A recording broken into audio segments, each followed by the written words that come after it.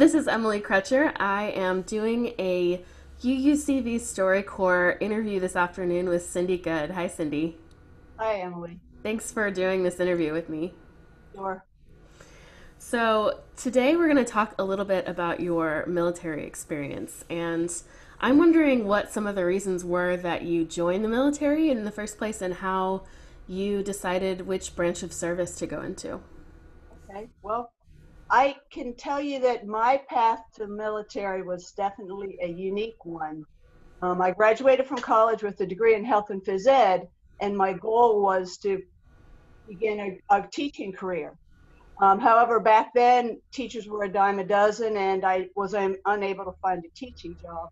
One of my best friends was in the same boat, and she had heard about a National Guard program called the Buddy Program, where she and I could enlist together for 3 years, go to basic training, and go through our military training together. And I had never thought about military service or anything. And it was I will honestly say it was a spur of the moment decision. I thought 3 years, a part-time job with the National Guard, I can do this. So I signed up, she signed up as well. And about a month before we were to leave for basic training, my best friend found a teaching job. So she was able to get out of her commitment, and I went, the ironing of it all, here I am going to basic training, and she's starting on her teaching. We laugh about that now, but when I think back on it, I realized that the spur of the moment decision was one of the best decisions I made in my life. And I would have missed so many experiences if I would have not gone ahead and fulfilled my commitment. Um, that's my answer to that question. Yeah. So, how did it go when you told your friends and family that you were? Well, that was interesting because as I said, being in the military was never on my career path. That I wanted to be a health and phys ed teacher for as long as I can remember. And they had no clue. I remember pulling up the driveway to my parents' house and my mom was home. And I told her, and I'd say shock was a good word. I know she was not happy. Um, he got over that eventually. My dad, he was more of a quiet guy and he didn't say too much. Um, Again, he was a little surprised, but they got over that after they realized, I signed up for 3 years. I ended up being in for over 28. Um, and they were always telling me how proud they were of me. So they got over all of the negatives and, it worked out very well. Yeah. Did you have any friends who were maybe surprised or? They probably all were surprised. I didn't discuss it too much with them. I mean, we were all pretty independent souls, and whatever we want to do is pretty much okay. But when I had my promotion ceremonies and my retirement ceremonies, all my friends were there, so I had their support the whole time. That must have been amazing to have. It was absolutely amazing. And a quick story about my dad: he never served, but I had given him one of my Air National Guard hats, and it said the 193rd Special Operations Wing on it. He wore it all the time, and Oh, people would come up to him and say, thank him for his service, and he'd be like, "Not me, it's my daughter's my hat." daughter. So that's pretty cool. That is very cool. Yeah. Yeah. So, before you joined, how did you imagine military life to be, and how did your perceptions of that change as you were serving? Um, my Since mine was a spur of the moment decision, I had really not thought too much about what military life would be.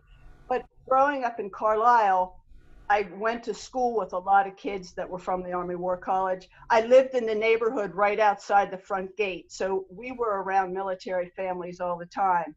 And what I remember is that every year I'd make friends with these kids, and they were the nicest kids. And then at the end of school year, they'd all move away. And I always felt sorry for them because I couldn't imagine moving to a new place every single year and then having to basically start over.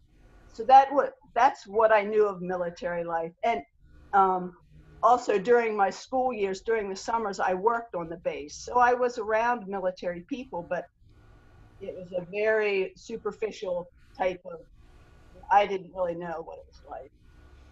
Yeah. And as far as how did my perceptions change, um, or yeah, how did they change?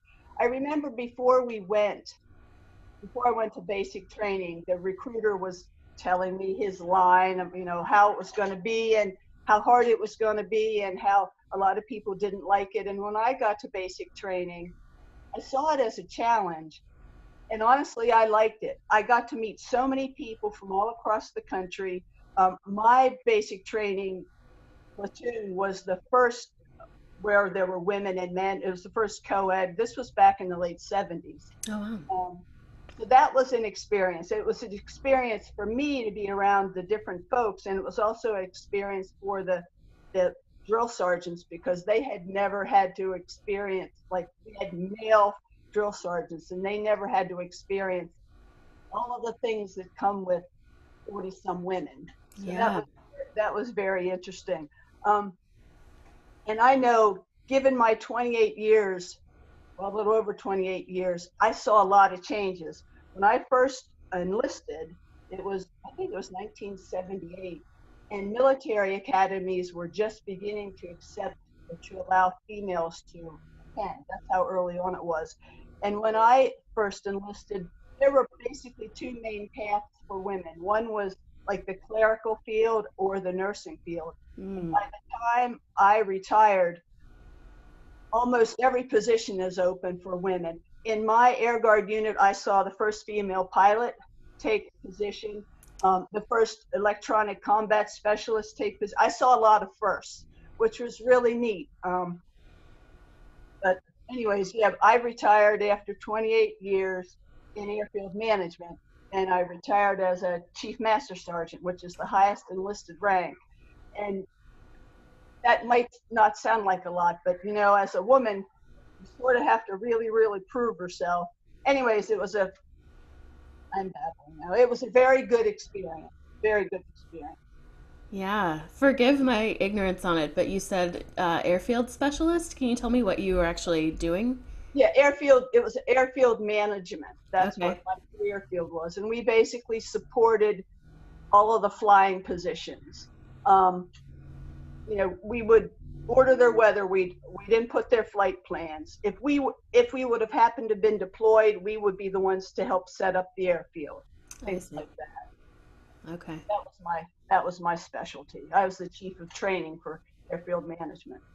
So you saw a lot of history as women were joining and Yeah, kind of going into new positions and learning right. how to integrate the military in that way. Well, and it was interesting because I remember when I first joined, you'd go the first unit I was in, there were two women and about 105 men. Oh, So that was an experience in itself. And you saw some things that you wouldn't see nowadays, and you didn't comment on back then. Like in the maintenance sheds, we have the calendars. Maybe I shouldn't say this, but the calendars with pictures on that you wouldn't see nowadays. Just mm-hmm. that. And there wasn't, you really had to prove yourself to gain their respect. But I was treated very well. I'll just say that. Yeah. Well, thinking about kind of maybe how other people perceive military service, are there things that you wish that civilians understood more about military service?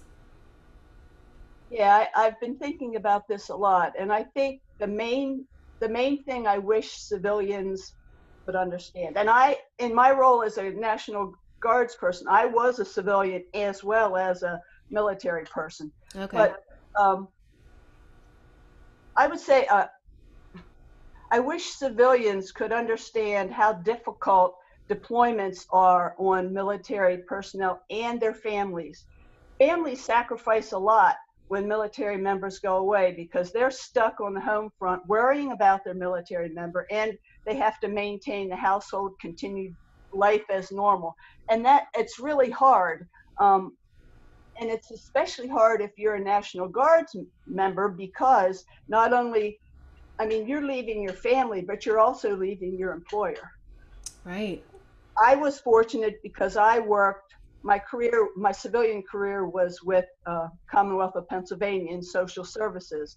And so basically my employers always supported me. No matter what I did, I knew that I couldn't be fired because they abided by the rules. Um, they always held my position open. Um, that's just very valuable that civilians know. It's not when you're a military member and you have to go away. Yeah, that really stinks.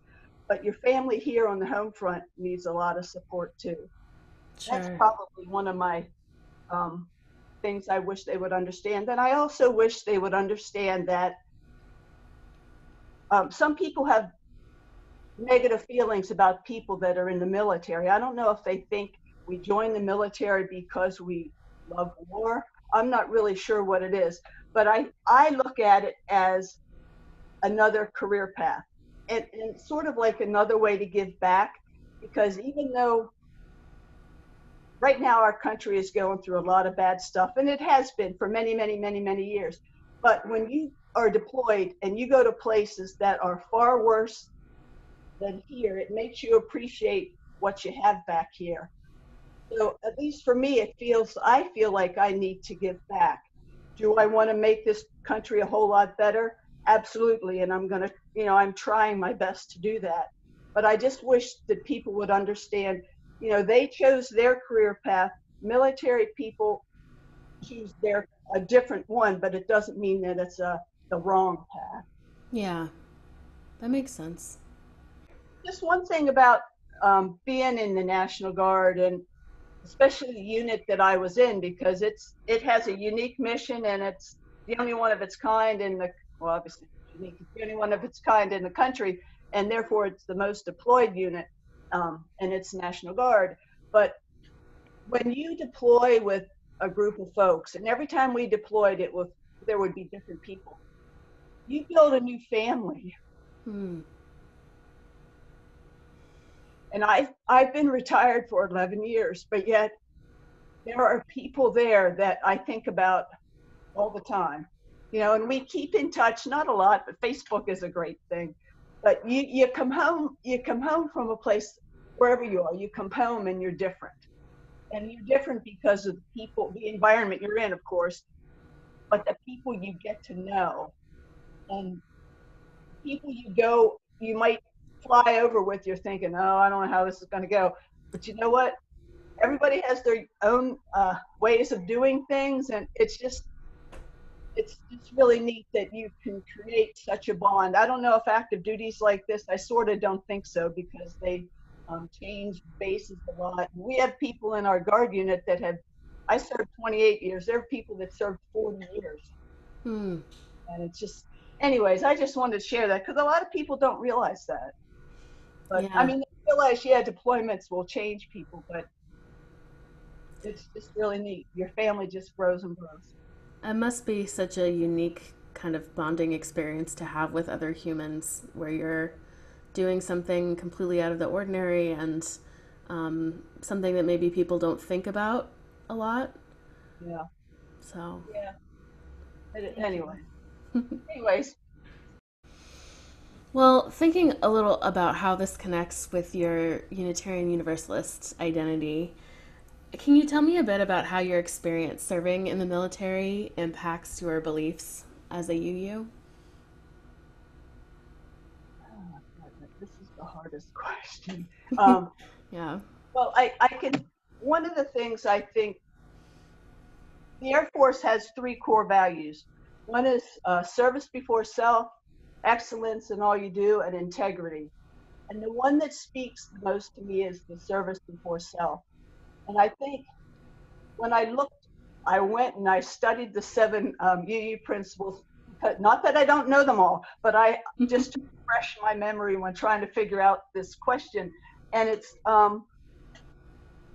if you look at the seven principles, a lot of them are basically about making this world a better place because we want all of those to be true for everyone. And I think my service in the military and just instilling that service before self, core value. I think I try to do that as much as possible. I want to work towards a world where there's justice for everybody, equity for everybody, and everybody's treated the same way.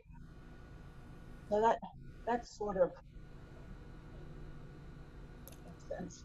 Yeah, well, you give back a lot to our community and to our local community too. So that makes a lot of sense to me based on what I know about all of your service just at UUCV. So, Uh, I know UUCV is. I remember we joined UUCV in 2003. And the only reason we found UUCV is because I was deployed after 9/11. That was in September. In October, I was deployed. And Paula was really, she was having a hard time. And a friend of ours that used to go to UUCV invited her along. oh, And I know the first time she went there, she felt welcome. And I don't know if it was an email or how I found out, but anyways, I started going with her when I got home, and I have never felt so welcomed in my whole life. And it's just, I really didn't talk about my military service because I wasn't sure how people would feel, but they're all right about it. So yeah. Well, I've learned a lot about you today. Thank you so much for sharing your stories with us and doing this interview. This is great. you're welcome.